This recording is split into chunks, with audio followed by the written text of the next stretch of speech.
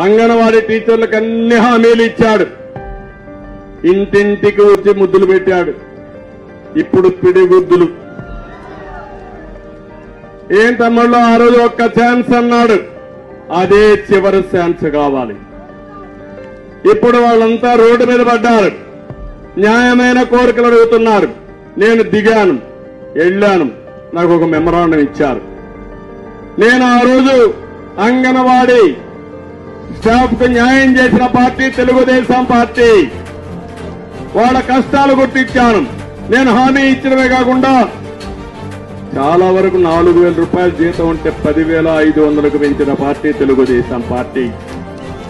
మళ్లీ వారికి అందరికీ హామీ ఇస్తున్నా, మీరు పోరాడేది న్యాయమైన కోరికల కోసం పోరాడుతున్నారు. తప్పకుండా తెలుగుదేశం పార్టీ మీకు అండగా ఉంటాం. రేపు ప్రభుత్వం వస్తుంది, మీ సమస్యల పరిష్కారం చేసే బాధ్యత తెలుగుదేశం పార్టీ తీసుకుంటాం.